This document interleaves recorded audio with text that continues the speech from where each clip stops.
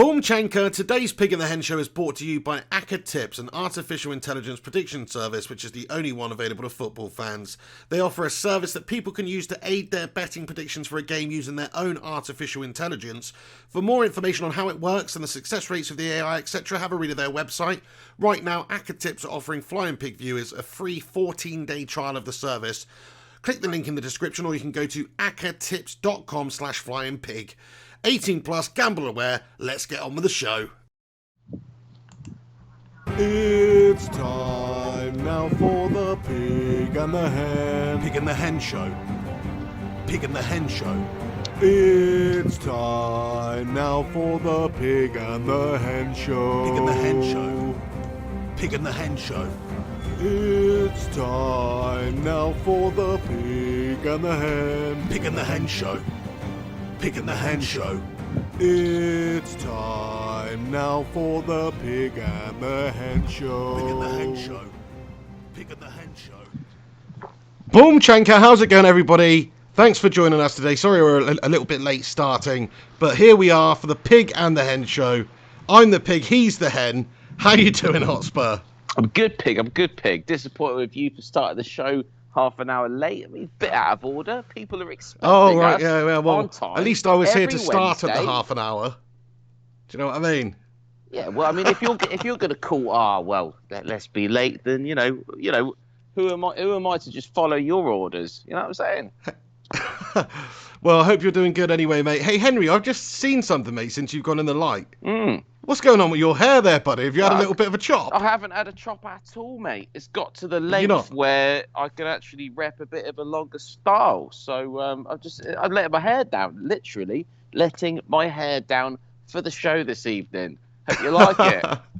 You're looking pretty suave tonight, mate, actually, I must say. Like, don't want to get, too complimentary at the start of the show, but fair play to you, mate. Yeah, I've been hiking. It's a good look for you. I've been hiking. I've been cutting down on the alcohol. So, you get bonuses from changing your lifestyle up. Yes, it's very enjoyable to drink every night and etc. But the bonus you get is you could actually wake up in the morning and kind of feel fresher from not drinking. Plus, you might actually start to look a bit more healthy, feel healthier, possibly lose a bit of weight, maybe even get a bit more of attention from the ladies. You know what I'm saying? So that's what it's about. Not that you're concerned about that, mate, but anyway, to be fair, mate, drinking 8 beers, you don't get a hangover if you don't drink 8 beers. Who'd have thunk it, mate? But at least you're saying that whilst you're sipping on a Bing towel. Oh, mate, well, for the show, mate. It's for the show, celebrating. I look forward to this Yeah, every fair week. play, Yeah, mate. this is my time to let my hair down, like we were saying. Yeah, you want to see the state of mind when I get it Go down, on mate. then, Oh, we go did on it then. the other week, Hat actually, off. didn't we? Yeah. Hat off, hair down, Nah, let's do it. That's not going to be happening, mate. Trust. What a Trust. letdown. Anyway, I just want to say thanks to everybody who was waiting and who is stopping by on the Pig and the Hen Show football podcast. We'll get into all the football headlines, the football news, midweek action in the European competitions as well as the Premier League. Can see a whole bunch of the usual legends in here. I just want to shout out at the start of this show: Illy United, James Mosscrop, Ian T, Lee Baz, Gungshi. The irony is that's our friend Kerry. Actually, how you doing, mate? Comments 2 days off the booze and he's a new man. Oh, class comment from Kerry there. We need to get him on the show very, very soon, man. Andy Manchester, Pete Miller, shout out to everybody else who's tuning in and joining us right now live on the show. So, Henry, where do you want to begin this week, buddy? I wanted to start off by saying basically I've got this TV box, and it's not like a Sky subscription or your normal kind of subscription. You basically pay this money for this box, and they send you this box, and you plug it into your HDMI socket, etc. Plug it into the power lead. And yeah, man, I've basically got every single channel, and more importantly, every single sports channel, and I'm loving it. I mean, it's difficult because obviously the kids are messing around on it. They got to watch the flying Peppa Pig, that kind of stuff. But I sat for the first time. I was actually able to sit and watch Tottenham Hotspur with their drab draw the other day against the old Watford. But I was loving it because I could actually sit in the comfort of my own room and watch it on TV. And you would have thought that's the sort of thing I should have been able to do a while back. But I'll be honest with you guys. I mean, it's kind of a bit new to me. So actually, No, fair play. I mean, quality, no interruptions, no dodgy stream online, etc. You know, it was a privilege.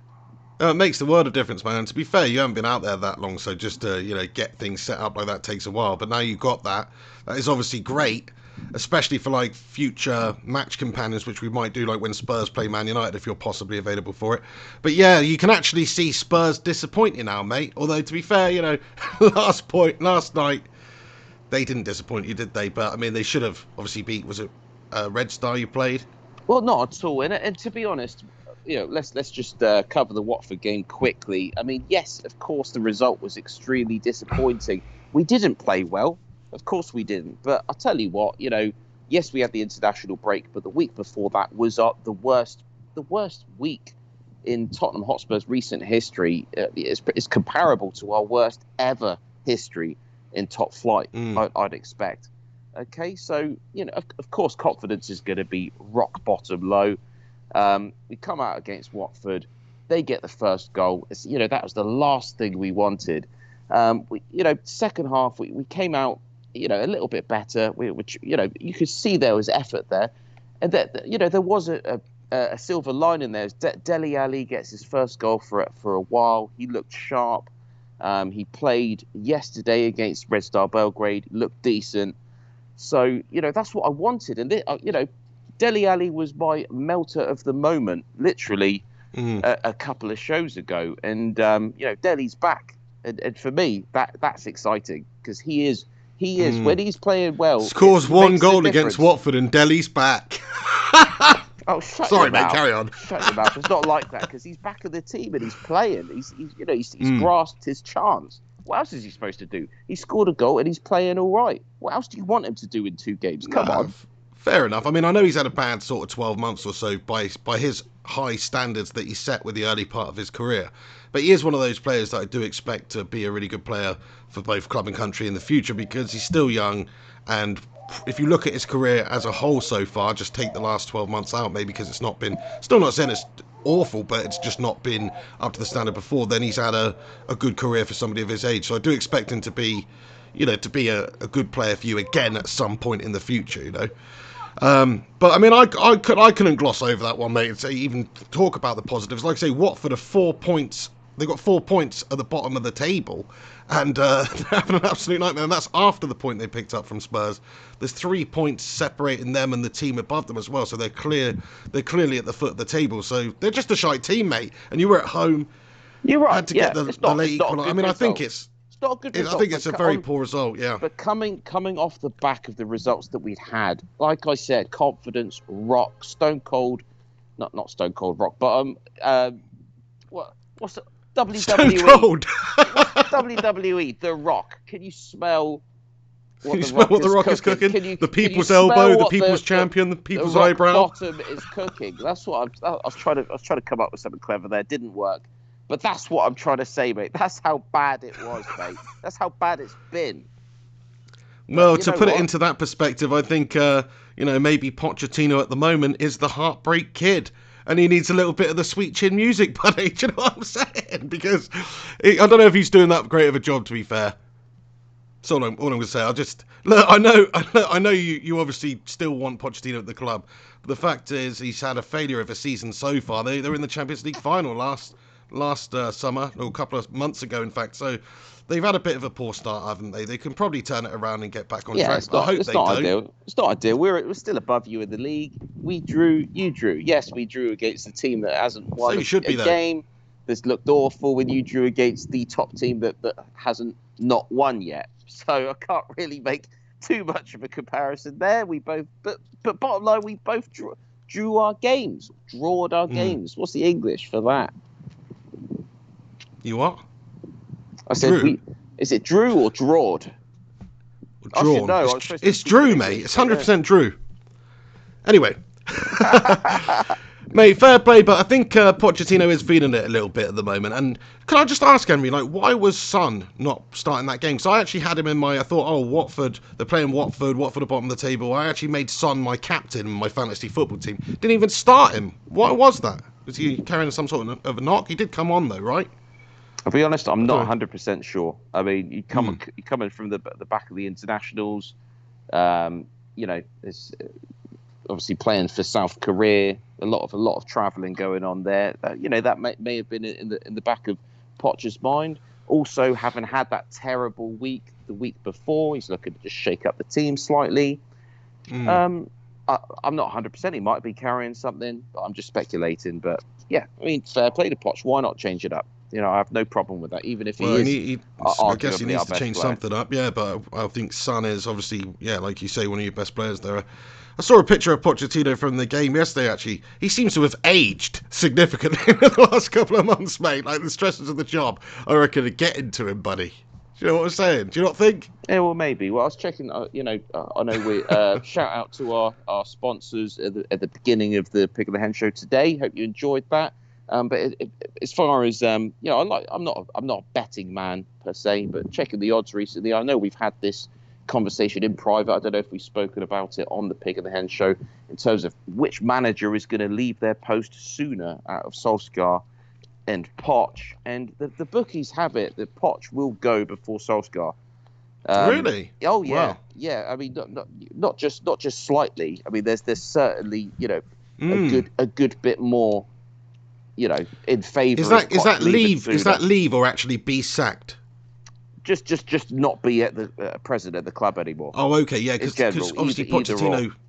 Yeah, I mean, so it's just who lasts longer, yeah, because obviously United or somebody else or one of the Spanish clubs could come in for Pochettino at some point. So I suppose you have to factor that in. There we go. But yeah, I mean, he considering the squad, considering the way they were last season, it is a bad start for Spurs. I do expect them to get back on track, though, but it would be fantastic if they don't, because it would just be great to see your face when they sack Pochettino, mate. Yeah, I bet you'd love that. I mean, yeah. Anyway, let's talk United, because I don't like talking. Oh, right, yeah, let's talk United then. Show. I mean, I heard Woodward's come out with a statement or something or other, basically saying, please believe in Manchester United. Our aim is to win the Premier League. That might not happen now, but that is the goal. We've got Solskjaer in on a long-term basis. And he's basically just setting it out to everyone out there, saying, this is what we're about.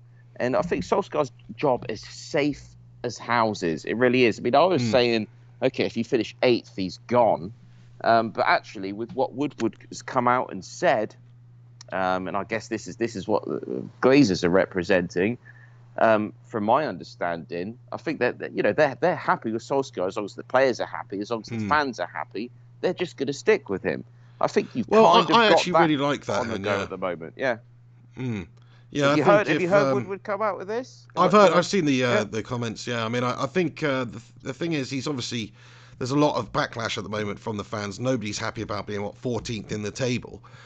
With the way we've been played as well, it's just not good enough. But I think that the owners realise that just sacking another manager at this stage is not really going to benefit us too much, because it is a big rebuilding job. They know that. They've let players go, big name players like Sanchez and Lukaku, and we haven't replaced them yet. So they know that we possibly don't really have the tools there. A couple of injury problems have hampered us as well. And, given Solskjaer, time is 100% the right thing to do right now. I mean, at least give him another 6 months until the end of the season, basically.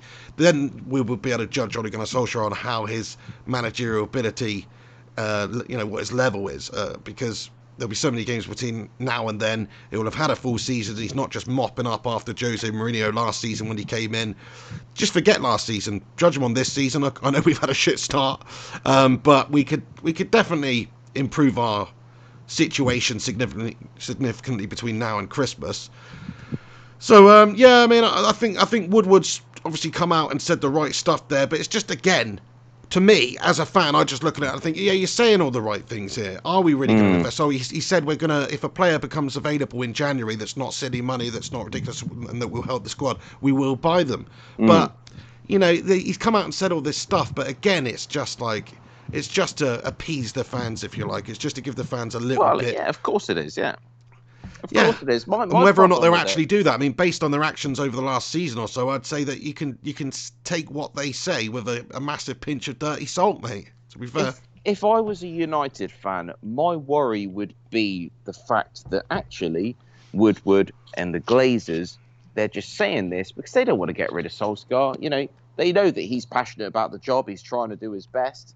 At the same time, there has to be an amount of pressure from the upper echelons of the club there, in terms of expectations, in terms of results. And if they really, if you read between the lines, what worries me, and I might be wrong, but it's kind of like, okay, Solskjaer, do you know what? If you finish 13th, 14th, as long as you're not proper relegation, we don't mind. We'll still keep taking the money from our international shirt sales and all our sponsors, etc., etc. You know, I even know someone that's been affiliated with a sponsor recently, you know. So they're still getting the money into the club, kind of regardless of where you're going to finish season upon season. And they're just going to reap that for the next few years until you actually do become a mid-table club or just above relegation club. And then, you know, I mean, of course, that is just completely not acceptable. And that's the worry for me. That's the worry for me. Well, it is a worry, definitely. I mean, we could find ourselves right down there in the doldrums. You've seen it happen to many a big club over the years. It can happen to United. I always thought it would never happen to United and we'd always be right up there. But I think history and this last couple of years, or 5 years for Manchester United, have shown that is not the case. Yeah, I mean, at the same time, I don't think that they are trying to get Manchester United into a mid-table position, or that they don't care about actually challenging for things. They want to be in the top four. They want to be making the money. They want to be playing in the Champions League, getting the bigger sponsors. Maybe their reasoning behind it is not that great because it's just from a money point of view. What brings more money into the club? How can we be more commercially successful? Champions League football, challenging for things. That's going to be doing that, obviously, for sponsors and all that kind of stuff. But yeah, I mean, look, they're terrible at what they do, to be fair, man. Like, just I disregard everything they say. Actions speak louder than words. Of course if they want to do. bring some players in, if they want to give Ole Gunnar Solskjaer the time, I'm pretty sure they said the same thing about Jose Mourinho a couple of months before they sacked him. So things can change in football very, very quickly. It depends on how Solskjaer does. What they're saying is he's got a bit of time this season to develop the team, show what he can do. What he's doing, bringing in players like Brandon Williams and some of the young players. And if you look at the signings we made, Daniel James, Wan-Bissaka, Harry Maguire, they're good signings for not just now, but for the future. Like, we should be building this season. I think if the Glazers and Woodward in particular understand that, then they will give Ole Gunnar Solskjaer plenty of time. And that is why the fans need to give him time. That's why the fans need to get behind him and start backing him a little bit more. I understand. It's still 50-50, yeah. I understand that, but the trouble with someone like Mourinho is end of the day, he's not going to be happy spending the time. He believes he is the special one. He's expecting results now. You know, he finished second with United. He's not going to mess around. And whereas Solskjaer, for me, he's more of a yes man. He plays into that role where he's probably, he's making them guys happy there, Woodward, etc. And that's a massive difference. Okay, so just to kind of prop up what I was saying earlier, you look at a club like Chelsea. I know they've got Lampard there, and to be fair, they're doing okay, aren't they? They're doing all right this season. But I tell you what, if Lampard was having a mare, and if he finished, in the bottom half of the, of the league come the end of the season, if he hadn't already been sacked, you could bet your bottom dollar he'd be gone. I agree with that. Difference. They have a completely different mindset to how they, the outlook, in terms of managerial incomings, outgoings. It's all about instant success, isn't it? It's like Di Matteo won the Champions League with them, and then they sacked him off a couple of months later. Exactly. So I'm not saying that's necessarily the right way to go about things. Having said that, Chelsea have continued to be a force in the Premier League for the last couple of decades, pretty much, one way or another. They've been there or thereabouts every few years. Do Chelsea have bigger money than Man United? Do they have the bigger name?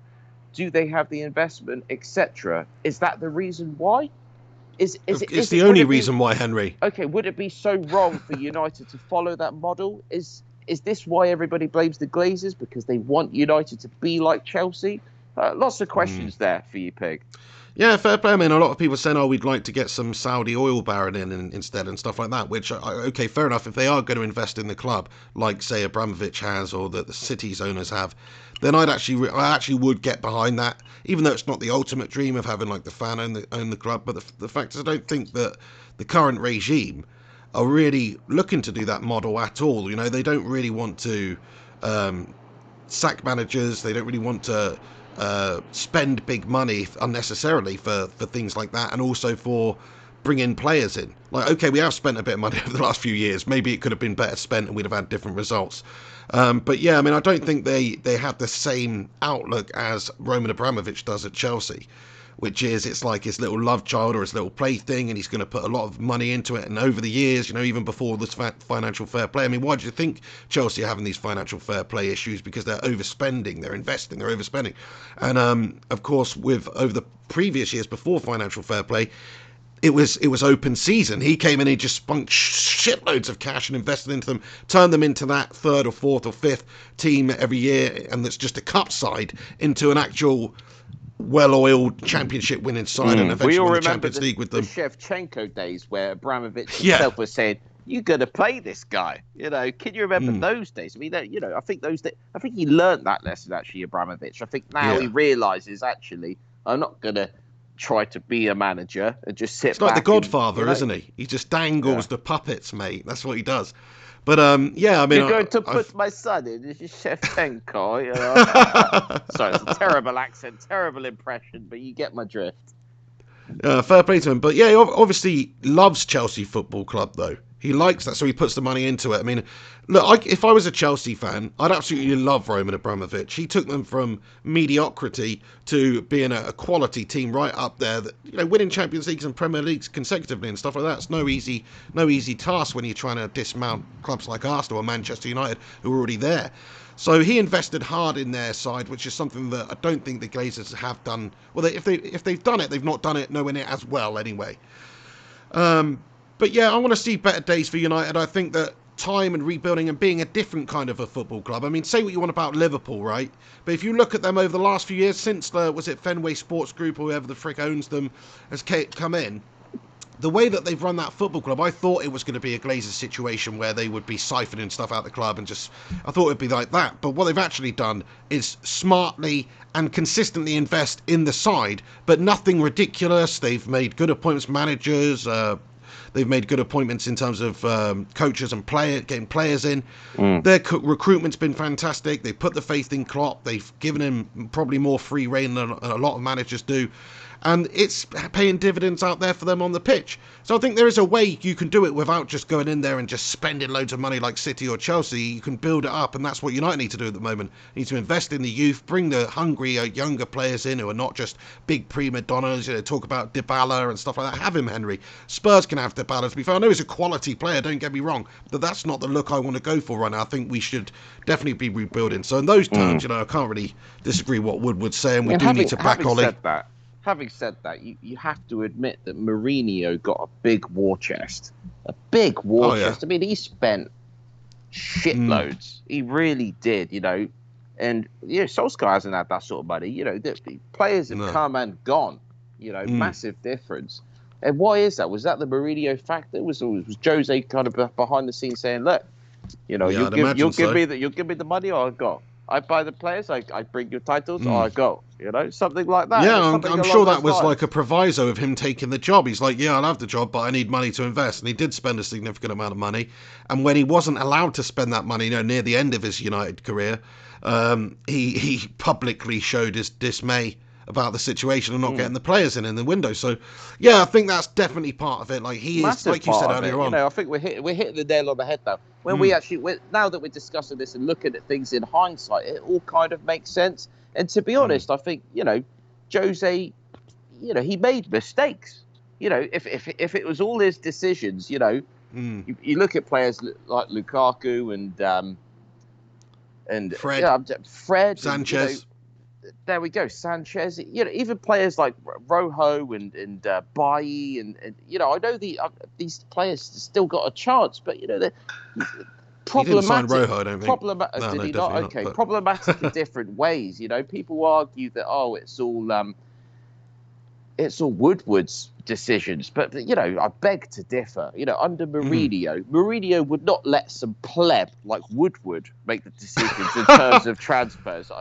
That makes no sense to me. He would have said, "I want Alexis Sanchez. He's a match winner. Go and get him regardless of the cost," and he would have been pretty adamant about that, I'm sure. So yeah. But going back to your previous point that you mentioned earlier, I think Jose is the type of manager that he does need that investment. He can go to a place and he can assemble a great squad, but he needs the money. He needs to be able to put that experience and the style of play that he likes to play on that side entirely. It's another reason he wasn't a good match for United, because we look to play this attacking football with a bit of entertainment, a bit of flair. Historically, anyway, that's what the fans want, and he's not about that. He's all about being the tactician. He was absolutely loving it. I don't know if you saw the post-match for the game. I just want to talk about this because obviously Jurgen Klopp came out after the game and he was not too happy. He thought that United would just set up to defend, but Jose said in regards to him, he gave him a bit of banter saying, he didn't like what was on the menu.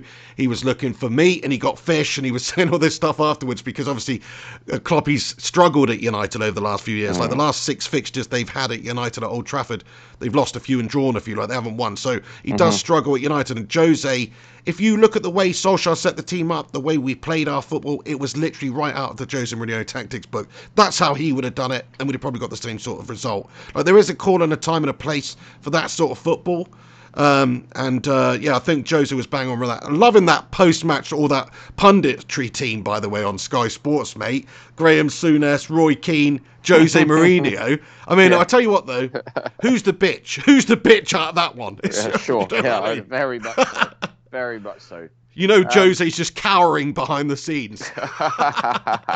Of course. I mean, I watched that game. I stayed up. It was late for me, but I watched that game in its entirety. And I was even getting messages from friends. Yes, I have friends. At kind of 70th minute saying it's done. United have won this. Liverpool have just been all over the place. And I'm telling you what. Do you know what I told everyone? I'm not even being funny. I'm not lying to you. I'm not lying to the pig of the head listeners out there. I swear to whoever that I called Liverpool to get back in the game, to score a goal, 1-1, and I said Lallana. And do you know what?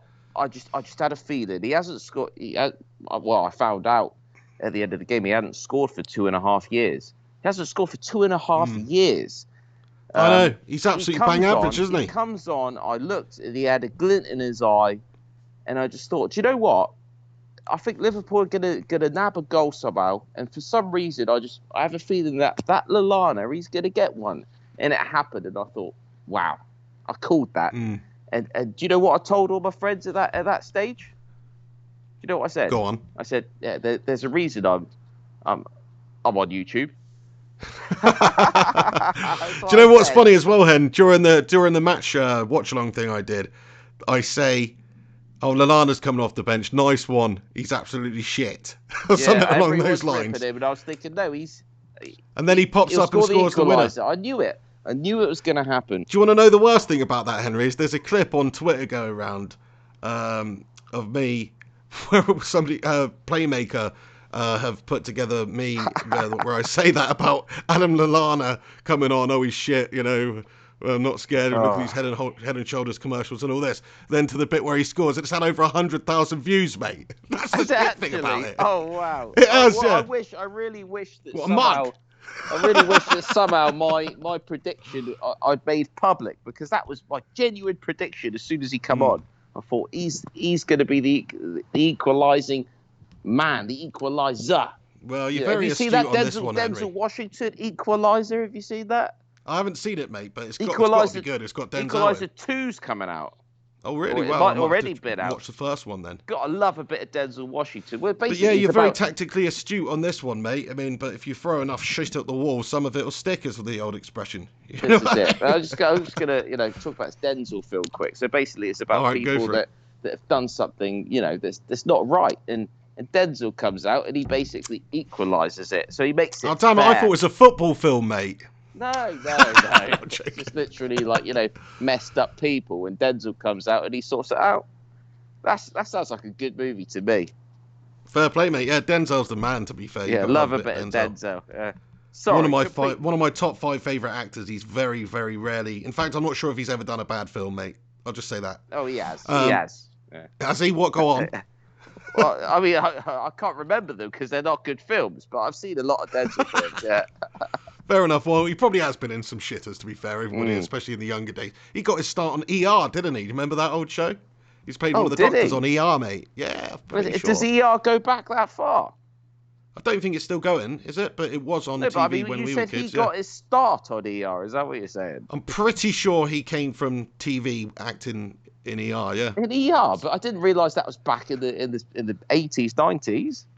Oh shit! Maybe it was one called General Hospital. Actually, it was some American freak. Maybe it was ER. Yeah, no. So one of those, mate. I've got you on, No, you've stitched me up here, mate. I need a jury here. Yeah. Look, I think it was General Hospital. My mum used to watch it when I was a kid. My bad. Okay. Anyway. Back to the football. I just want to touch on movies for a second, actually, seeing as we're on it. Fuck it, do you know what I mean? I haven't seen the new Joker film still. That's annoying. I need to watch that. Have you? Okay. No, I haven't seen it, no. Mate, I definitely need to watch that. Also, the new Terminator film's coming out. Are you going to check that one out? Is there a new Terminator film, is there? Yes, mate, coming out. I think it might even be out, but it's out very, very soon. Terminator Dark Fate. It's got Linda Hamilton in, the original Sarah Connor, and also Arnie's in it as well. So it could be good. It could also be absolutely terrible, like some of the other ones. Sure. Well, I mean, I'll check it out. I mean, Terminator Genesis was not very good. Terminator Salvation. I actually thought Salvation was decent. Salvation was decent. Terminator 3 Rise of the Machines, that was gash. It got savaged by the critics, but I thought it was all right. I mean, that is the best Terminator since Terminator 2. Pretty much. Yeah, it actually is. Yeah. It actually is, and I can handle Christian Bale being like John Connor. I can't handle like the guy in Genesis being John Connor. Mate, who are you, mate? I tell you what, I like Sam Worthington as well, mate. I've never seen Sam Worthington in anything, and I thought, you're not very good, mate. Never. Have you seen Hacksaw Ridge, mate? Have you seen Mel Gibson's? No. Mel Gibson's. He directed it. It was a Second World War, epic, like war epic. But that brilliant, absolutely brilliant. Hacksaw Ridge. If you haven't seen that, ladies and lasses, and gents and. Mate, did you just assume everybody's gender? Mate, that's touching upon my Henspiri's. All right, we'll get into that later, yeah. Mate. When we get onto that, mate, I've got stuff to say. Hey, just before we get on to the next segment of the show, everyone, I want to say thanks to everybody who's stopping by on the live stream today. Do us a favour if you are in here, help us out, smash a cheeky little like on this video, get your thoughts and comments in. We're going to have a little bit of just a few minutes of Q&A here because I just want to read out a bunch of comments that have come in.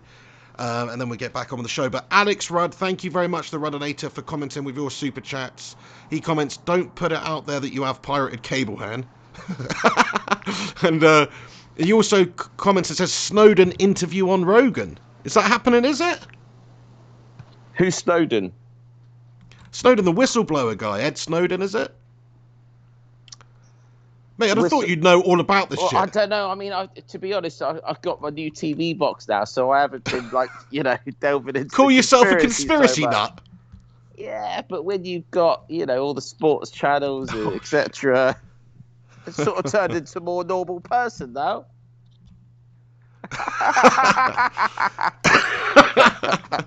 I'm joking, man. I'm joking. Of course, I'm following this stuff, but I don't follow everything.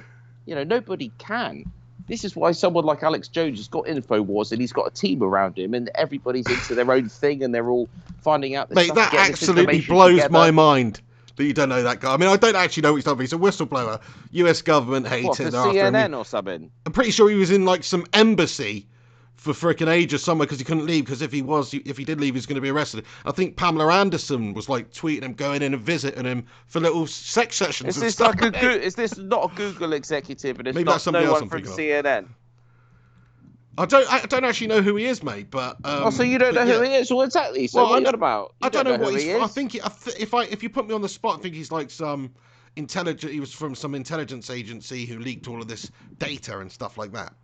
Okay. Part of the US government. And that's why they hate him, because he blew the whistle on it, mate. Well, I might need to find some new conspiracy expert, because you can't just rely on the old hen. No, I mean, in terms of conspiracy, No experts expert. here, mate, I think you've just shown yourself to be, at very best, a conspiracy intermediate, mate. Do you know what I mean? Yeah, well, probably a conspiracy amateur. I mean, hence the reason that the segment is called Conspiracy Counter, or I don't even know what it's called now. Encounters of the Turd Kind. Stress the turd. Yeah. Oh. Hey, shout out Gungshi. He's commenting, pig. It was Saint Elsewhere that Denzel Washington was in. Bollocks! Another hospital-based TV drama. I knew it was one of them, okay? I was thinking, ER, you were right, Henry. You're like, yeah, did that go that far back? No, the answer is no, it didn't. General Hospital, just another one that I come up with. So, yeah, it was Saint Elsewhere. There you go. And most people on this show, I'm glad you know it, Gungshi, are probably way too young to even remember that shit anyway. So, there you go. Oh, you're just judging the age demographic of the listeners of the show right there, like with a sweeping brush. I'm not actually judging them. I know them. I know the demographics. Like my audience is. Does it come up on your screen, like the age of who's listening? As a like over the statistics of a week or a month, it does. Yeah. It actually so my does. audience. Do people realise that this is public domain information? Because this is fucking interesting, isn't it? So basically, we know exactly the average age of the Pig and the Hen listener. Is that what you're trying to tell me? No, we don't know the exact average age, but what we do know is that the majority, like say 40 or 50% of the audience is between the ages of 17 and 30, or something like that, and then the rest of them, are strewn throughout. So sorry, what percent? Sorry, I wasn't listening. To young men. I don't know, like 17 to 32 or something like that. That's the most. That's where most of our people lie. But obviously there are some outliers. But that's not 50%. So what you're saying is nowhere near half of the people that listen to the show are kind of like less. I would say 30. If it was 40 odd percent, that's quite a large majority, though, wouldn't you? Well, yes and no. But what you're saying is there's more people that are over 30 that listen to the show. Yeah. Is that right? Yeah, no, because there's some that are less than 17 and some that are older, but generally less than 17. What you're saying? We got children listening to the Pig and the Hen. Of course, a few kids are tuning in, mate. Yeah, we can't stop that. It's the parents' fault, not ours. Oh, better watch my language. Oh, now he realises that anybody in the world can watch this. Oh, crikey. Griffo Chaz comments he's the winner of the events ticket giveaway for the Gigs event, by the way. So well done, Griffo Chaz. I did mention it in a previous video, but he's just commented, Pig is the event on Saturday, a smart dress event. Do you know what, Griffo? I'm going to have to get back to you on that one. And I know I've already let them know that you've won it and everything. Well, they let me know, so we can... we'll sort it all out for you, but I'll let you know where to get the tickets and all that good stuff and what's the dress code is. So thank you very much to everybody who entered that competition, by the way. Gungshi comments and says, I'm probably the oldest member of the Bacon Brigade. I think that's fair to say. Maybe. I don't know, actually. If you're older than Gungshi, get in here. Gungshi, how old are you again, mate? Like 50? Something like that. There's a few people that cannot believe that you don't know who Ed Snowden is, mate. Like, that is absolutely piss poor. Well, the music fiends commented, Hen, the conspiracy amateur hour. Okay, I'm a conspiracy amateur. Honestly, I follow the American stuff here and there, but do I? I love the world. I love the people of the world. I love everybody, but I'm not just going to be like some American expert when it comes to the goings on. When it comes to unless it's whistleblowers, Alex Jones, everybody's a bloody whistleblower half the time, aren't they? I could blow my whistle right now for you. Do you know what I mean? It's thanks. Hey, Hen, have you seen that video going around on social media of Alex Jones raging at people at this restaurant? Did you see that? He just doesn't give a shit, that guy, does he? Some people... mate, I think it was going around social media yesterday. Listen, though, peeps and peoples out there, I am cut off because, I live somewhere, I live in a country where I cannot access a lot of the stuff that everybody else can access. That is my problem at the moment. I can get on InfoWars. I can, if I dig, I can find things out. but I live a busy life. Doing the pig in the head alone is a commitment in itself. So apologies to anyone out there that thought that I was some kind of conspiracy guru. And that is not the case. It's not the case. I'm just another regular guy that likes to dip his toes in stuff sometimes. You know what I'm saying? That's all it is. Like to keep your mind open, don't you, Hen? To be fair, mate. Exactly Nothing wrong with that. Which makes me feel like at least I'm not a complete crackpot. I might be a bit of a pisshead, but I'm not a crackpot. So when I talk about conspiracies, I'm talking about them from the point of view of someone that's actually considers himself a relatively normal person, which is what I think makes it an interesting segment, because I've delved into stuff and then I just present it to the world. Although I am into the Illuminati and stuff, I think that is a thing, Anyway. We'll get onto that a bit later then. Yeah, fair play, Henry. Fair play to everybody else who's joining in and commenting. Richard James says he's 51 going on 12. So there you go. Like, we've got a 51-year-old watching, Hen. Yeah, but then he's going to be 12 and then we'll have to watch a language. What?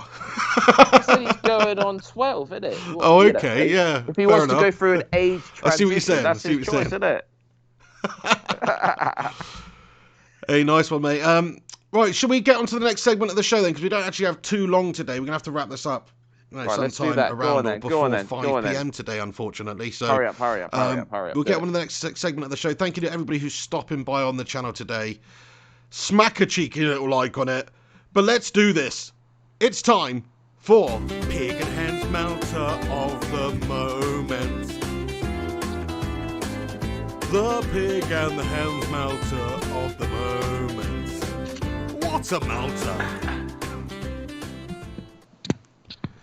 There it is, the melter of the moment. Henry Hotspur, is it you again? Let me know your melter of the moment, buddy.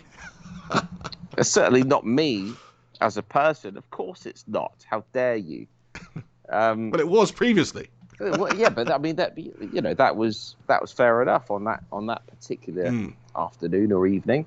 But no, my melter of the moment, and it's not a person. I mean, we haven't actually set out the rules for what the melter of the moment is. I mean, it can be an inanimate object, can it not? It basically could be anything.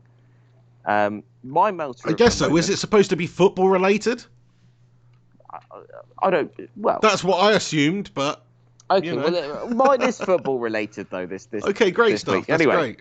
So my melter of the moment is VAR in football in comparison to the technologies of other sports. Write that down. Say that again, and then I might write it down. What did you say?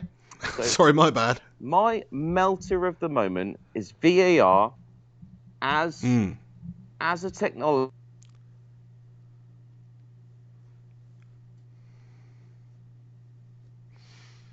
Henry, you still there, mate?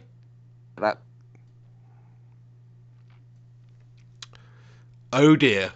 Oh dear. Henry Hotspur, where are you, buddy? We can't hear you. Brilliant. Gungshi comments, great mind 10, VAR and Jurgen the Cannibal for me. Great shout, Gungshi there. Yeah, fair play. I mean, VAR is definitely a complete meh.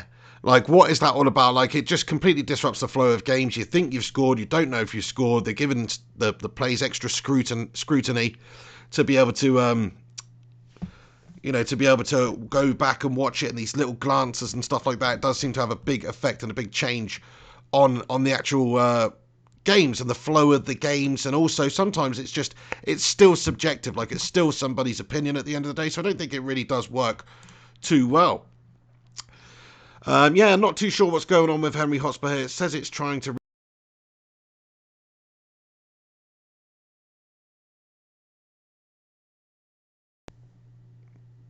Hello. Henry Hotspur, mate, are you there? I am here. Can you hear me? Yes, we should be back on now, guys. Sorry about that. Not sure what happened there. Just a bit of an internet connection issue. So can you hear me? I can hear you fine, mate. Yeah, let us know that you can hear Henry Hotspur again. You can see him again. Sorry about this. I'm sure they can. Let's not make a big deal of it, okay? Let's not. It's the end of the world, isn't it? It's the end of the world, mate. Let's not have a VAR decision on the show right now. Do you know what I mean? Mm. But no, but you know what I wanted to say is, I'm not completely opposed to VAR. I am very much so, though. In some respects, it destroys the joy of the game, because literally every single goal that goes in that I'm watching now, I'm watching a game of football, okay? It doesn't matter what team it is.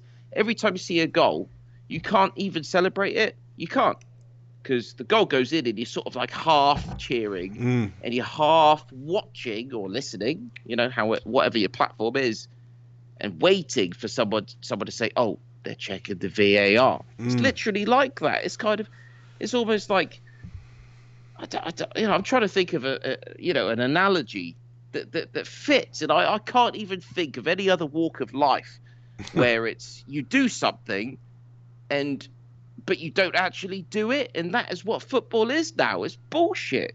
End of the day, if you've got your penis inside a lady, and and you do the business, you do the business. There's no one saying, well, actually, let's just check the camera, let's make sure that happened. It happens, doesn't it? That's the joy of life. You do things happen. Simple as that. Okay, that's one argument. Other people would argue that it makes the game fairer. They're making sure that the letter of the law of the game has been followed to a T. Okay. Do you know what? I've been getting into my rugby recently, and I've spoken to you about this, Pig, because obviously England are in the Rugby World Cup in Japan right now. I've never been a massive rugby fan, but I've been getting into it, supporting my country. We've got New Zealand on Saturday. We're probably going to get destroyed because, as far as I know, they are the bee's knees, a very strong side. So we're probably going to get absolutely trounced.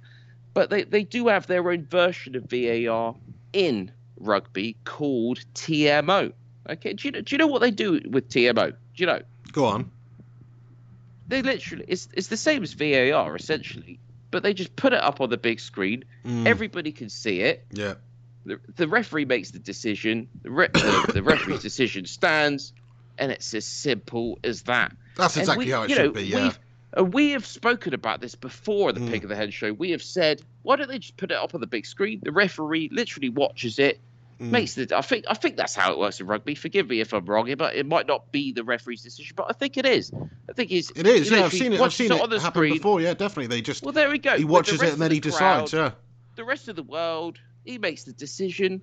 Even if he makes the wrong decision, nobody says anything. But okay, he can't keep making the wrong decisions for his whole career. Because plus, if everybody in the stadium can see it, then it's like the pressure's on him to make the correct decision, isn't it? So, exactly that. And then he's not a good ref. And if you're not good at your job, you're not good at your job.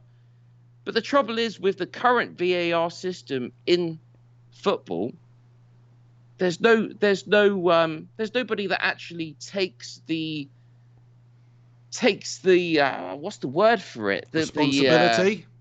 The responsibility, the consequences of making a wrong decision. That's the problem. VAR could make the decision. Who's made that decision?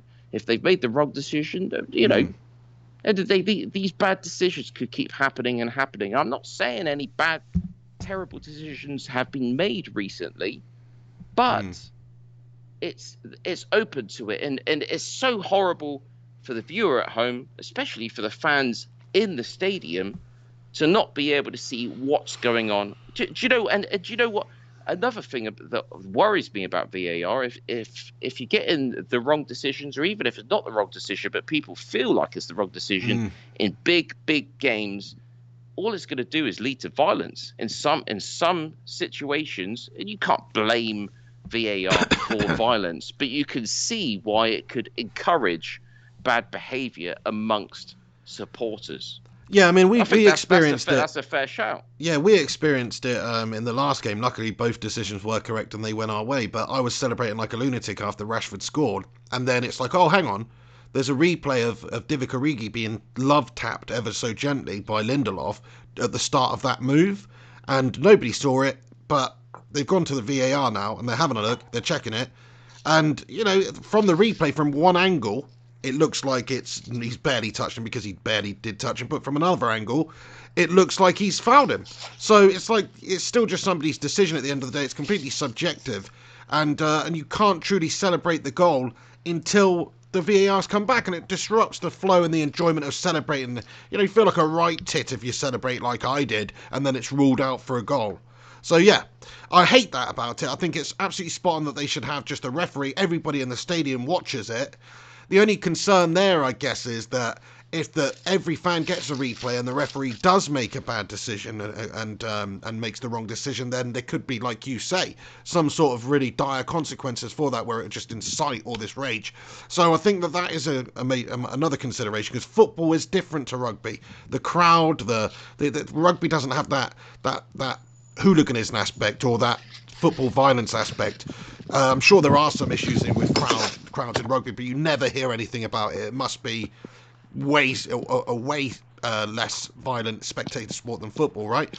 So I don't think you'd have that same... I mean, you've touched on something there, though. I mean, do you think that is the entire reason, actually, why it's not showed up on screen? Do you think they've considered this before, thinking, why don't we go down the TMO rugby road? It happened in the World Cup, didn't it? Why they don't? Happened in the World Cup, so I'm pretty sure the previous World Cup, I forget what game it was, but there was a team that was absolutely stitched up, and they showed the VAR accidentally in the stadium. It got shown.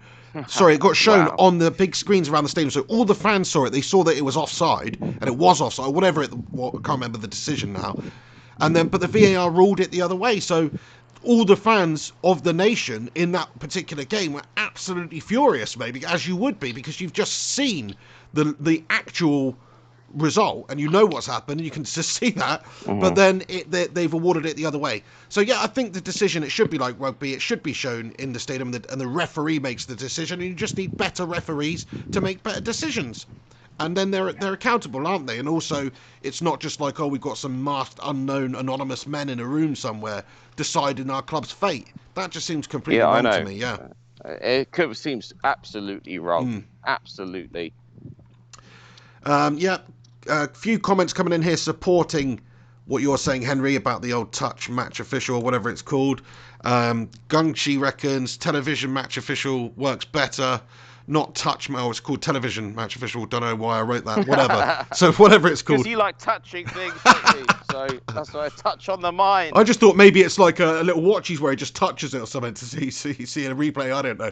But anyway. This is why I left the UK, so Pig can't touch me anymore. Whoa, that's messed up, mate. You'd be lucky to receive a touch from the Pig. Let's be real. Oh, would I? I know. Something, send in your super chats now. To be fair, I touch you in different ways, Henry. Do you know what I mean? Emotionally.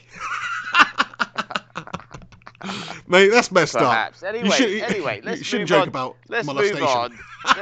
Oh, mate, see, I've touched a nerve. Oh, sorry. So what if you have touched a nerve from something in my past, Hen? Is that worth talking about on the show?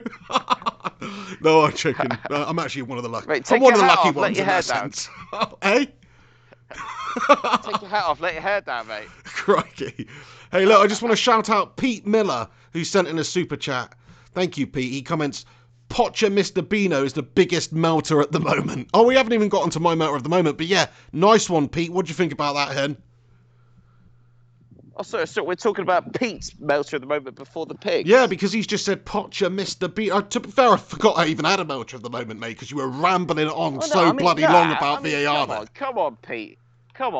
End of the day, yeah, Poch was melter at the moment a couple of weeks ago. Of course he was, after that terrible week. Or you could have had him as your melter of the week, or the melter of the moment last week because of that. But we just destroyed Red Star Belgrade 5-0.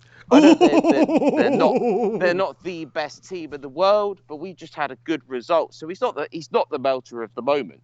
He can't be. What? Getting a draw at home to the bottom of the table side is not melting? Is that what you're telling me? It's not Liverpool coming to your stadium, mate. It's freaking Watford, the bottom of the table. They got 4 points after they got the point. Come on, they've melted. Right, I'm not debating this. Let's move on to your melter. Okay, my melter of the moment. This isn't the Pete and the Hen show, is it?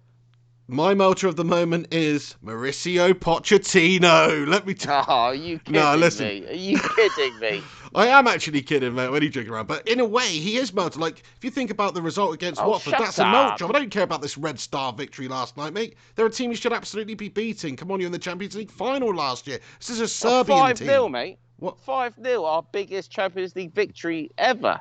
So we're breaking some records Oh, this fantastic, season, aren't we? fantastic, great. Yeah. No, it wasn't against the best team. It's okay, they are leading the Serbian Premier Division at the moment, but They're not a bad they're not team. a bad team, no. You go to, Salzburg, and you draw, don't you? Do you know what I mean? Come on. What? Come on. Give us a break. Salzburg? What are you talking about? Not Salzburg. Who did you draw I'm not going to with the tell other you, day? mate. I'm not going to tell you. Yeah, but you know exactly who. Yeah, I'm I know, but talking I'm not about. going to tell you, mate. Alkmaar. Go on, keep guessing. That's it. Alkmaar. All right. AZ Well done. Well Alkmaar. done. Yeah, you go there. I even appeared on the live match cast, and you're sat there saying, "Well, yeah, to be honest, Hen, we can't expect too much. You know, Manchester United a bit shit these days." You're basically saying that, and we've just destroyed Red Star Belgrade, a Champions League worthy team, 5-0. And you're telling me that Poch is melter at the moment right now? Jog on. But Poch isn't actually my melter at the moment. It just seemed like the natural progression from what you were saying to select Poch there. But look, my actual melter of the moment, and if I'm actually looking at it objectively, like the reasons for him being a melter of the moment compared to Poch are actually less. Poch is a bigger melter of the moment, but just for the sake of it, I don't want to hurt your feelings then, I'm going to choose Jurgen Klopp as my melter of the moment because he dropped some points, mate. He dropped a couple of points. What? He went to Old Trafford. Listen, if you let me speak, you've had your say and rambled on about VAR for 10 minutes. Let me have my say on this. My melter of the moment, Jurgen Klopp, okay? He's gone to Ole Gunnar Solskjaer's gaff here at Old Trafford where United have struggled with a struggling team. We haven't got the team, we haven't got the squad, we haven't got the quality that they've got. They're a well-oiled machine. They won 17 games in a row in the Premier League. They come to Old Trafford, they're playing us when we're down in the doldrums, 13th in the league with a terrible squad, and they can't beat us, mate. They cannot beat us. So I think that shows you that he melted there a little bit. He got it wrong tactically. He played into Ole Gunnar Solskjaer's hand. Tactically, Ole Gunnar Solskjaer got it bang on and schooled Jurgen on this one. So look, you can say what you want. Jurgen Klopp struggles when he comes to Old Trafford, struggles against United, struggled against even this United side, which in my lifetime is the shittest United side I've ever seen. And they're the best Liverpool side I've ever seen. So in terms of that, yes, he's melted in that one. Even though they're away from home, even though I suppose you can say form goes out the window and the pressure comes into it when it's a big game like that, he's still melted, mate. And not only that, after the game, this is what annoyed me. So after the game, if he'd have come out and said, oh, fair play, they thought United played pretty well, got it right for 60 minutes, and then last half an hour of the game we battered them and, maybe could have won the game. If he said something like that, I'd have gone, fair enough, Jurgen, you're trying to be positive and all that, and you're largely right. But what he actually said is United set up so defensively, didn't really want to play football. It's like, that's rubbish, mate. You said you watched the game. For the first 45 minutes at least, we were matching them blow for blow. We were creating, we were getting forward, we were countering well. Yeah. We were using our pace. The way Ollie set us up with that formation and those players was just it was genius in terms of how we should approach that game right now. If you set up and try and match Liverpool man for man right now with the players they've got, we're just going to get humiliated. So we did just the right thing to potentially go and actually nick that game and win it, and we very nearly did. It was only the 85th minute where they popped up with the equaliser. So he's my melter of the moment, Jurgen Klopp. Plus he's got pedo glasses and a pedo beard. Okay. Sorry. I mean, I did watch the game. And certainly for the first 65 minutes. Do you know what? You look like a different United side. It didn't look like a Mourinho defensive jobby. I completely agree with you. You actually look like a team that can compete, that look decent. Yes, Liverpool were not at the races completely, but that's no excuse. I mean, they've beaten every single team that they've come across, and they haven't looked amazing every single game. Okay, and you know what? United looked decent. I know it's a derby. I know it's feisty, but you're spot on. I mean, that's in many respects it's the best United's played all season, and if Tottenham had done that. Even at home against Liverpool, I'd be satisfied. And you're looking at Manchester United that are really, really struggling in many respects. In on so many factors this season.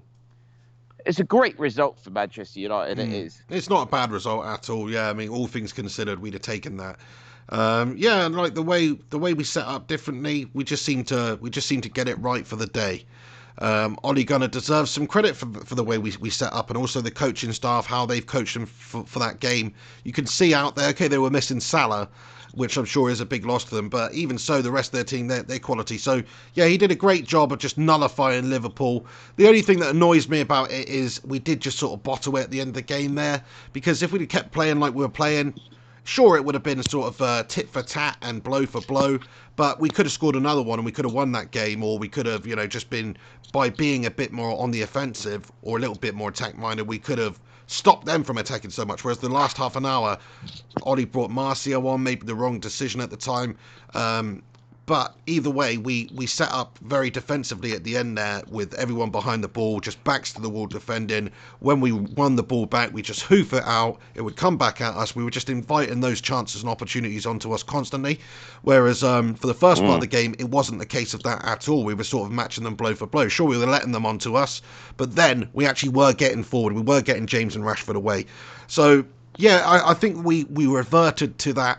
Let's just try and get the point, when really we could have done the same thing and probably achieved that, or even maybe won the game if we'd have been a little bit more progressive. But even so, you can see why he's done it. The game's going on. They're going to be coming at us and hammering us anyway. We might as well just try and defend it and see the result out. And, we're only 5 or 6 minutes away from doing that. So he does deserve credit. You highlight a key point for me, and it's Rashford coming off for Martial at that stage. And I'm going to refer back to some of the messages I had from friends at the time, telling me, I fancy United to win this game 2-0, Rashford to get another one.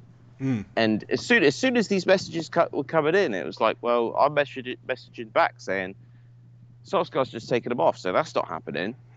And at Spurs, you don't see Harry Kane coming off when we're winning 1-0 against a top side, And I know that Harry Kane's a different player to Rashford. I know Harry Kane's probably a little bit more useful in terms of, his height, maybe in a defensive position.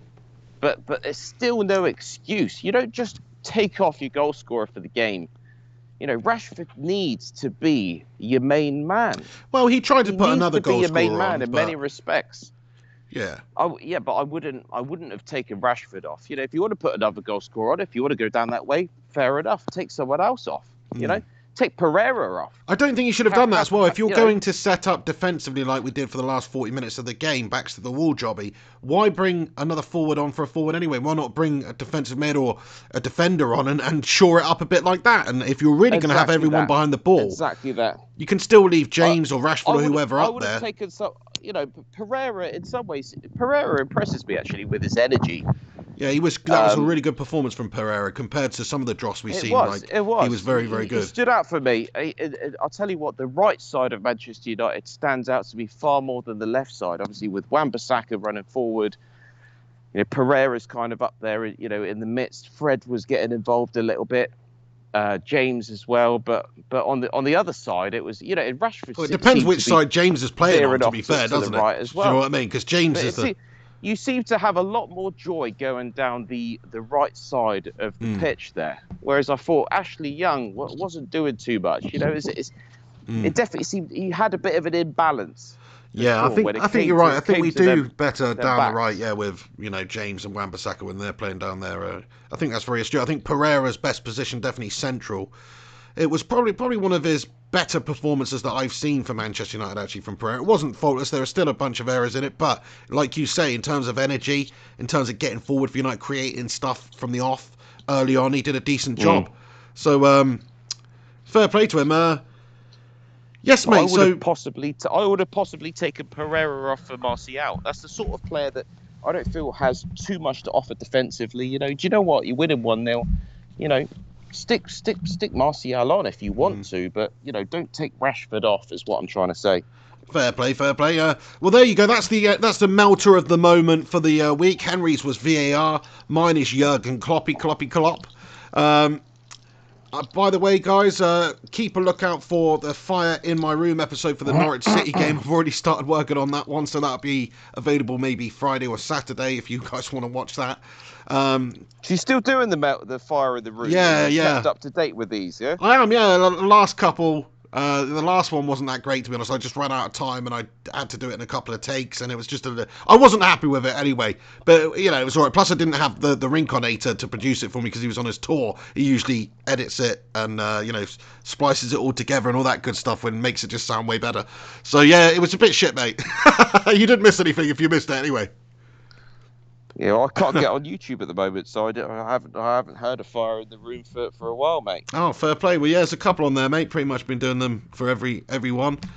Right then, what we need to get on to the next part of the show then, don't we? Because we're actually fast running out of time on this Pig in the Hen show this week. We've got a bit of a late start. Apologies for that. So it's going to be a bit of a shorter show this week. Unfortunately, we're going to have to forego the old call-ins. So apologies to anybody who's hanging on to phone in. But I've got to get somewhere after 5 o'clock. So, yes. Henry Hotspur, now is the time. I'm just going to cue the music.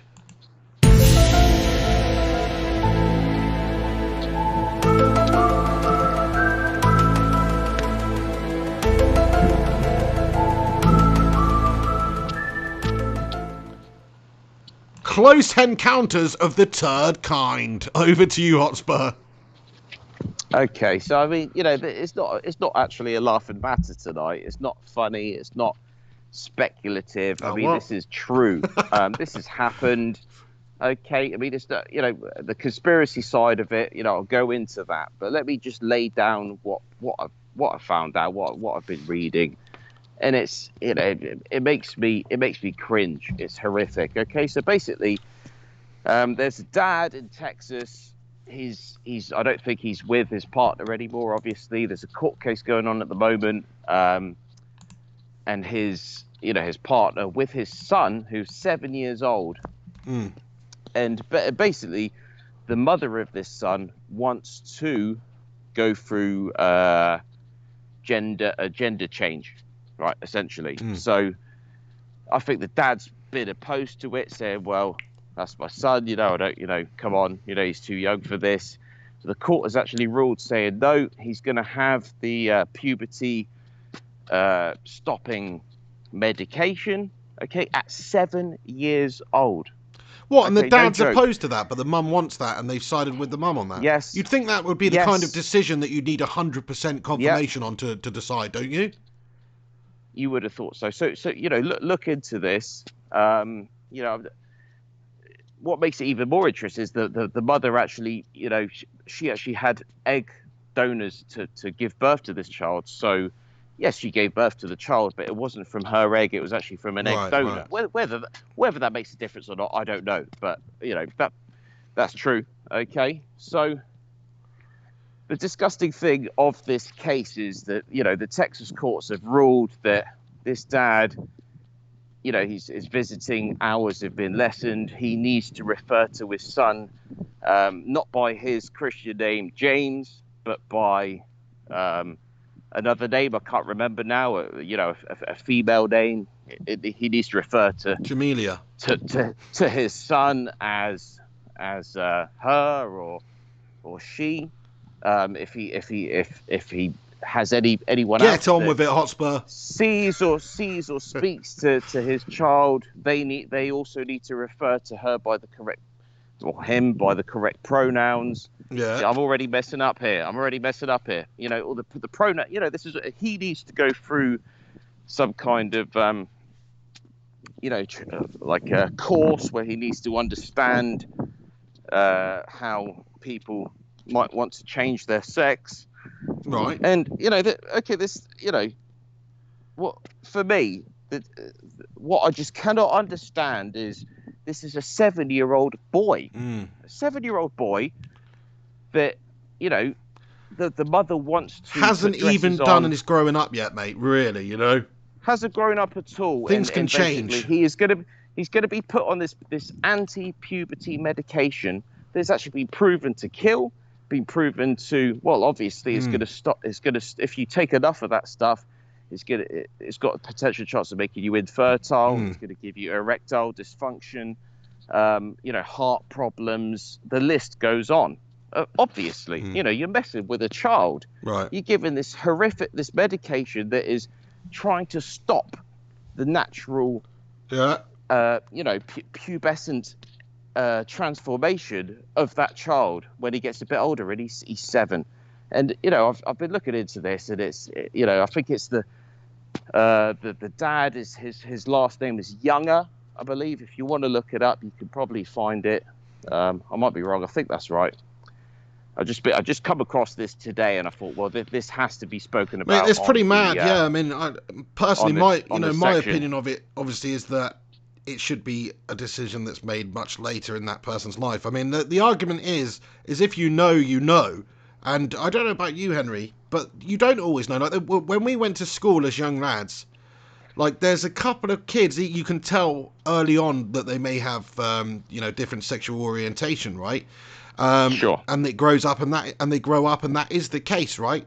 But in terms of gender, I mean, I've not really personally experienced that early on, but what I would say is there's other people that maybe you might think, oh, they seem a little bit feminine, or whatever it may be, and then they turn out to be the ultimate freaking Casanova with the ladies later on, because they've gone through puberty. They've changed physiologically over that time dramatically, and they've gone from being this little high pitched, I don't know, wants to play with My Little Ponies and stuff like that, to being like much more hetero, if I'm allowed to say this. But not there's anything wrong with being feminine or anything wrong with having a different sexual orientation, but the point I'm making is things can change through puberty significantly in one's mind, in one's body, and to actually make that decision for somebody else, for a child, for a minor, to make the decision for them, they might say, oh, mummy, I want to be a girl, mummy, I want to be a boy. They might also say, mummy, I want an extra second bowl of ice cream. Your job as a parent is to say no. Do you know what I mean? Good point. I think that great point. Yeah. I know, and basically what we're talking about is chemical castration. Right. There's no other way of looking at it. End of the day, courts made that decision, and this child is going to be put through this medical plan where he's going to be having, or she's going to be having.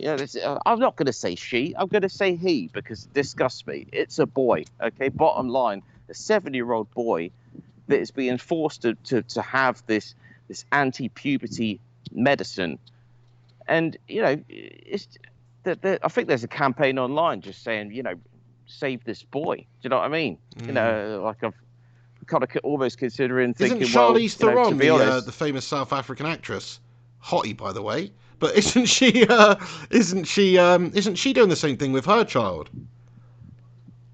I'm pretty sure I heard about something similar like that, where they're going through gender reassignment and all this stuff, and they're very young.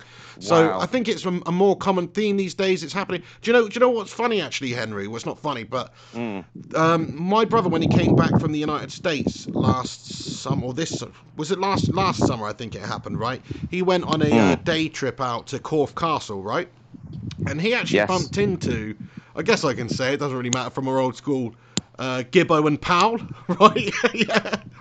You know who I'm talking about? Right, okay, yeah. Some teachers right, from okay. And he school, said about the, he was talking to them, and he said, they're having a catch up, and he said, well, what's changed from when I was at the school? And he said there's a couple of new buildings and all that, and also they've got a couple of students that are going through the change. That just didn't happen 10 years ago or 15 years ago, and now it's much more common. What? Yes, mate. So sorry.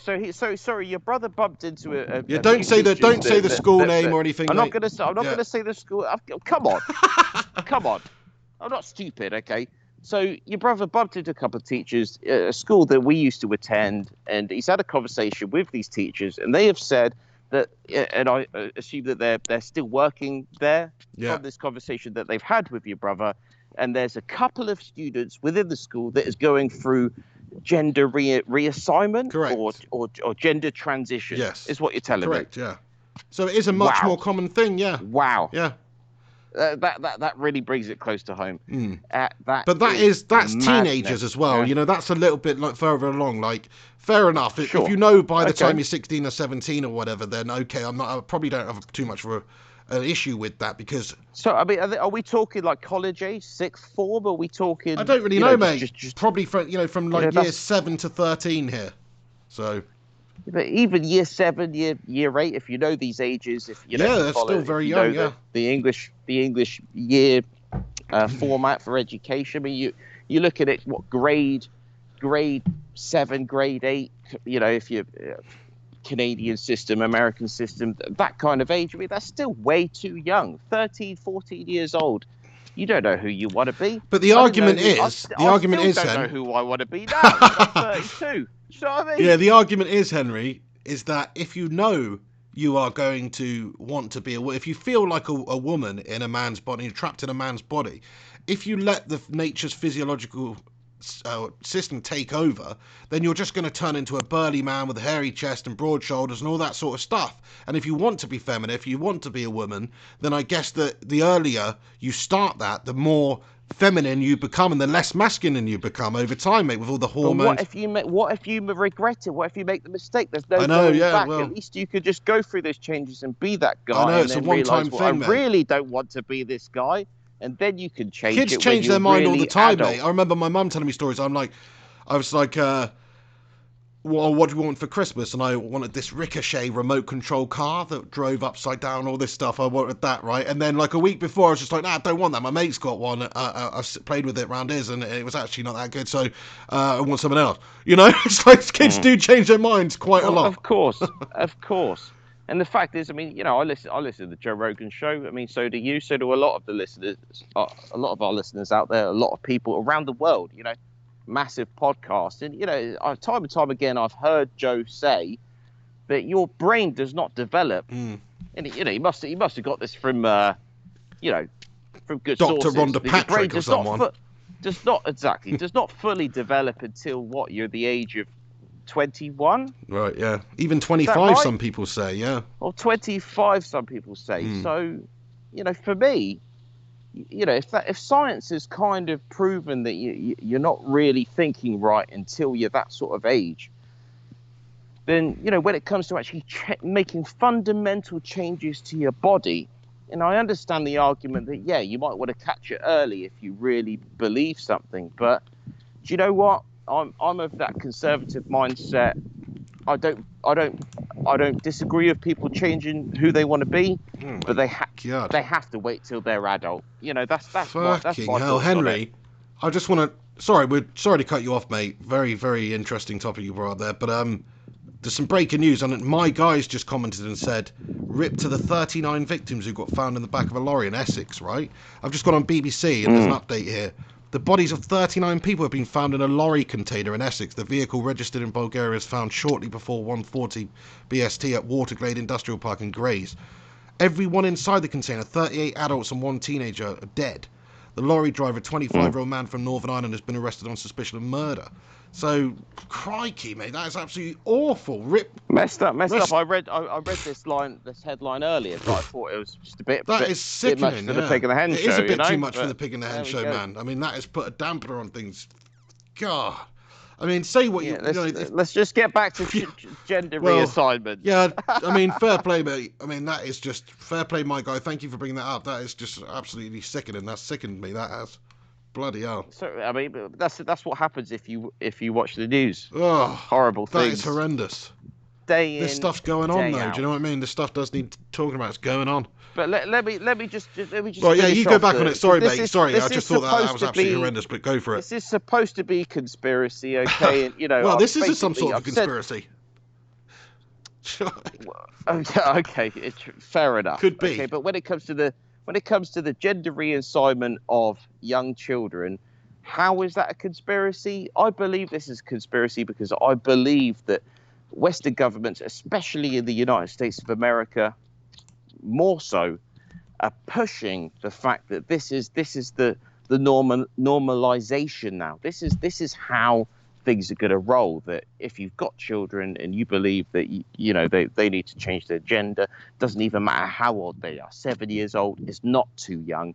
Yes, we're going to stop their puberty and you can change their gender. Why is that a conspiracy? Why would any government be happy for that kind of legislation? For me, it's so blatantly sick and wrong. It's blatantly sick and wrong for you. It is for our listeners. It is for people like Joe Rogan. Well, not everybody, mate. Not everybody. You're generalising here. You're making assumptions. Not everybody, but for the vast majority of people, that's my opinion. And the argument is, would you want to be that person who's 21 who knew that they were a woman in a man's body when they were 7 years old, and they could have turned themselves into a woman, but now they can't? Would you want to be that person? When you're talking teen years or you're talking at least they're 10 years old, then we could have an argument. But we're talking a 7-year-old child. And the Texas court has just made a ruling. Okay, surely I'd like to think that it is most completely unacceptable, really, yeah. Would agree with my point of view on this, okay? And the conspiracy behind this is it goes back to deep state. It goes back to them globalist elites that are pulling the strings, the Satanists, the devil worshippers, that are literally pushing, this kind of crap on society, where people start to think that is okay and that is normal, and yes, everybody, should do this kind of thing and be happy to change their sex and be who they want to be, which is fine, but they push it so much that it's actually affecting how really we should think about things when it comes to a child's welfare. They're attacking our kids. The globalists, the Satanists, they're coming for our children. That is the conspiracy, and I for me for me as someone that only dips their toes in to this kind of stuff, I'm not some person on the street that holds up a sign saying the end is coming. Far from that. But I completely understand where they're coming from. You'd hold up a sign just simply saying, I'm coming. Come on, don't make light of it.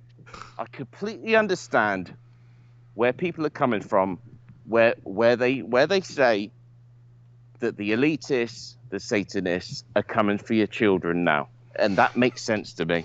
Fair enough, mate. I mean, it's pretty bold. It's a pretty bold move. I mean, so do you think Charlize Theron is like a pawn in the global... Is she part of the Illuminati? Do you know what I mean? Because she's got a big influence, man. When it comes to Hollywood and these megastars, none of them are actually Illuminati. They're puppets. Is she? That's what I mean. Is she a shadow puppet of the Illuminati? They're happy to bend over to people that have the real power, so they can take the fame and take the money. That's what they are. I'm not saying Charlize Theron's one of them, but what I'm saying is Hollywood is a very, very corrupt place to the core. Big time. To the core. I mean, I could go on and on and on, like Hollywood, the films. I could even Hollywood's a sickening place, mate. Just look at this Harvey Weinstein business, all of that. It's a dark, dark world, man. Basically mainstream media in general, Hollywood, but plus our, what we think is news, CNN, BBC, etc. It's I was watching CBeebies earlier with my kid, thinking I almost need to switch this off now because propaganda machine. It's pushing agendas. It is everything that I see these days, and I try to think to myself, am I just looking for these pushed agendas because I'm some kind of conspiracy freak? And I think, oh no. I can see it. You're spot on, mate. Yeah. Sight. I mean, there's some things. Do you know when the Amazon? Listen. Two things. Even stuff like EastEnders, right? Even stuff like Eat Well for Less. Just regular British programs that I used to watch on BBC. They're pushing agendas all the time, all the bloody time. It's obscene. Yeah, the fair play to you. I can't disagree with that. Like when the Amazon rainforest was burning, and it may still be burning, we don't really get coverage of it. We don't know about it. But a few weeks ago, or a month or so ago, so I found out about it by Leonardo DiCaprio posting something online. Like, there was no major news outlet covering it at the time. Sure, the next day there were, just because simply, but it was like this was big breaking news about the Amazon rainforest being decimated by fire. A large amount of it, and no bastard knew about it. You know what I mean? Because the mainstream media chose not to paint the picture of that, and for whatever reason. So I agree with you, mate. Yeah. But why wouldn't they? That's when you need to start to question why would they not care about, major parts of the rainforest are burning down? Because do you know what? It takes away the emphasis from people like what is it? These environmentalists in London, etc., etc. Because the real problems that are affecting our world is stuff like that. If we lose a shitload of trees in the rainforest, that is a big problem. Big time, yeah. Those trees are pumping out O2, oxygen. Those dickheads, and I'm just gonna fucking say it actually. That are actually stopping city life and saying, "Oh, save the world," stop, just stop living. Basically, they're not helping anything. They're not helping anything at all. I read a survey today in terms of celebrities out there that that back environmental things, sounds great, etc. Have any of them curbed their jet flights? Not at all. Not at all. It's all a load of shite. And this is why I talked about toes in the conspiracy pond, and I'm kind of foot in these days because I see a lot of truth in it. Simple as that. Yes, mate. I mean, it's a strange world that we live in these days. It really, really is. But those extinction, what are they called again, mate? Extinction Rebellion. That's it. Extinction Rebellion. Extinction Rebellion. Load of twats. Yeah, I loved their third metal album though, mate. That was fucking awesome. But anyway, other than that, no, they do seem like a bunch of twats. I know I was saying, it's good to get the word around last time around, and obviously if you're disrupting people's lives, then it makes them take notice and all that stuff. But when you actually look into it, like I saw something, I don't know if this is just BS, but I saw something like the camp that they set up, they had like this generator, this diesel generator and all that stuff, and it's like, hang on, wow. You can't have it both ways. Do you know what I mean? But also, did you see that clip of the two protesters on top of that train getting dragged off by the angry mob? Yeah, that was fucking awesome. Yeah, brilliant, absolutely brilliant. Like they were just dicks disrupting everyone. It would just be great just to pull some twat off the train. Go plant some trees, literally. Like do something that's actually going to help society. Go plant some trees. When it comes to the UK, the UK in terms of the population that we have, is actually very environmentally friendly compared to pretty much the vast majority of the rest of the world. So this rebellion, Extinction Rebellion or whatever, in the UK, causing problems in London, wake up, there's other things that you could be doing that's going to help. Yes, well, protesting, raising awareness, these are the things that they should be doing, educating people. That is the thing. You don't have to disrupt people to educate them. We should absolutely be looking at ways of getting clean energy. We should be 100% looking at ways of dealing with waste and waste management and things like that. Because there's too much nuclear waste, there's too much plastic and all this shite in the ocean and stuff. That stuff, like, I don't think there's an excuse for. As a humanity, we know it's terrible. We should be doing the utmost to try and change that now. So from one regard, I like what they're doing because it's bringing light to it. But then, like you say, a lot of these people, they're charlatans, they're pretenders, they're actually hypocrites in a lot of ways. So, and most of them don't have a job. How can they afford to do what they're doing? Because I know a hell of a lot of people, and I was one of them, a few years back, where I couldn't afford to go protesting in London. No. I'd have kids to feed. I need to go out. I need to work, and to hear that those people are actually stopping other people working and stopping other people being able to put food on the table for their kids. I mean, like, come on. Yeah. I mean, why do you have the time in your hands to actually go to London and disrupt things? Fair play, mate. Interesting topic for the Close Encounters of the Third Kind, then. We almost revisited the Close Encounters of the Third Kind from the previous week there. But yeah, I mean, certainly in terms of like a chemical castration of children, that is a concern, and let's see how things develop in the States, particularly when it comes to this sort of thing, because it is disgusting. Surely a president like Trump needs to put his foot down and stop stuff like that, but maybe he can't. This is the problem. This is the power of the deep state. I'll end it on that. Do we have time for a call-in, Pig? We don't, mate. In fact, I've run over by 8 minutes. I'm a little bit pushed for time at the moment, but what a shame. It is a big shame. I'm sure there's people. I know there's a lot to talk get about on here. the phone. There's so much to talk about here. Maybe we'll just do Do you know what I'd like to do, Henry? Like, we do the Pig and the Hen show, but maybe another day of the week we should just do a dedicated 1 hour call-in show. Do you know what I mean? That'd be sick. Like fan call-ins. Don't you reckon? If I had time for that. Well, I don't know if I got time whenever for that, you got to time be for honest. it. Screw it then. Right, yeah, there's just a couple of things I want to talk about just ever so briefly, which we didn't touch on earlier in the football show, though. Rooney's career in the MLS came to an end. His team got battered 5-1 by Toronto in the MLS playoffs. They tied the game, or drew the game. I sounded like a Yank there. Drew the game 1-1 and conceded 4 in extra time to lose the game. So Rooney bottling out of the MLS. He's going to be going to Derby County to be their player coach. Just wanted to bring that up. Quite interesting. Also, Mario Mandzukic rumours as well about Manchester. You know, we don't like talking about rumours too much on this show, but there are some rumours going around about Mario Mandzukic at the moment, potentially coming to United in January, which I think might be a decent backup fix for us at the moment in that position, just as another option. I think we're pretty much going to have to wrap this show up, though, Henry Hotspur, but, you know, we pretty much done. I mean, I was saying earlier that Poch is more likely to go than Solskjaer as far as the bookies are concerned. If Solskjaer is to go, Poch is right up there in terms of replacing him. I don't see that happening, to be honest. One name that we've also mentioned this afternoon or this evening is Mourinho, and he is right up there in terms of being the next Tottenham manager. Watch these words. That would be very interesting. The managerial merry-go-round of joy. Wow, well, you've certainly got the squad there to benefit Jose Mourinho's style, I think. You know, a couple of signings there. You know, he'd definitely be choosing, what's his face, wouldn't he, in the centre of the park?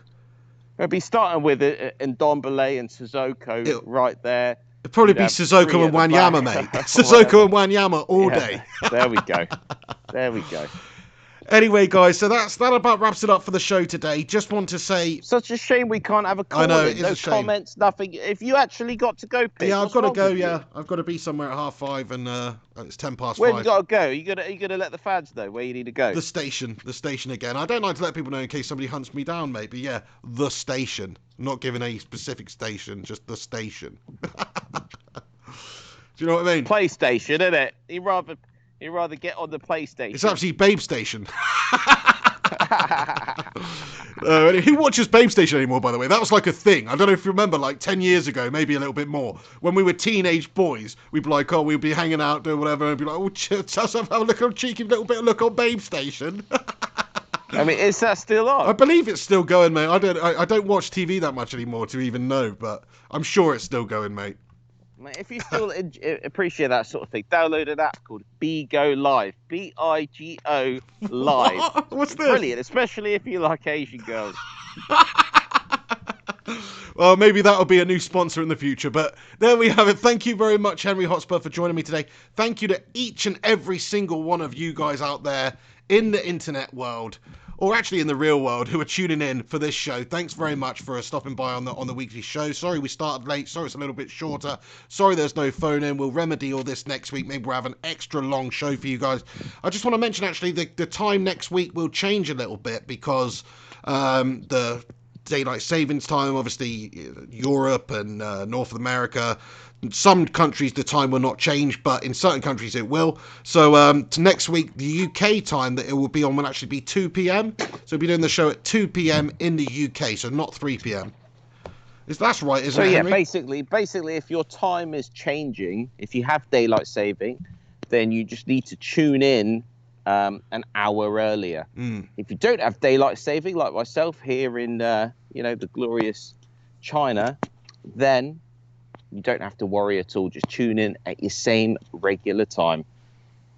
Awesome stuff. Just want to give a few shout outs at the end here. Of course, Gungshi, thank you very much. My Guy, Ian T, Gary Wells, JP, Griffo Chaz, Illy United, Eddie Otto, And anybody else who I've not mentioned, thank you to each and every one of you for getting involved and getting involved in the live chat, making this show what it is. Thanks so much for getting in here.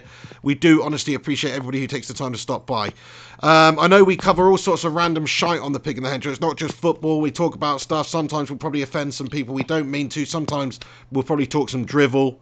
And that definitely happens. So, but to everybody who sticks it out, thanks for being with us. Follow the show, subscribe to the show if you're new to the show. You can follow Henry on social media at Henry_Hotspur on Twitter. I'm at Mr. Flying Pig HD on all the platforms, so keep a lookout for me on there. I want to give a shout out as well at the end here to Aka Tips. Check the link in the description. Thank you for sponsoring this particular edition of the Pig and the Hen Show. It's an AI football tool which you can use. Check it out, give it a read, see if it's of any interest to you, and there is a free trial available for Flying Pig listeners. So thank you to each and everyone for stopping by. Have yourselves a bloody good one. You've been watching the Pig and the Hen Show. I've been the pig. I've been the hen. Bug. And we'll see you next Wednesday at 2 p.m. UK time for look at where you are in the world and find out it may not change. But anyway, you'll know that, won't you? Right, guys, we'll see you soon. Until next week, have yourselves a bloody good one. I'll actually see you tomorrow night, won't I, for the Europa League game, Manchester United versus Partizan Belgrade. So we've got the other team of Belgrade. You played Red Star yesterday. What are you laughing at, mate? Laughing at you. All right, fair enough. Well, I like to laugh at Spurs too, so don't blame you, mate. And I'm looking forward to the Laugh Factory continuing on. Partizan Belgrade, is it? So we just destroyed Red Star Belgrade, and now you've got Partisans. Yeah, correct. I mean, there we go. I mean, Red Star or Partisan, what sounds better? I think you're creating a bit of a partisan atmosphere in here, Henry. Oh, am I? Oh, yeah. There we go. Trying to use a word there, trying to make yourself out like you know how to use the English language. Well done. Well, you've got to teach you something in these shows, don't we? Do you know what I mean? It's educational, mate.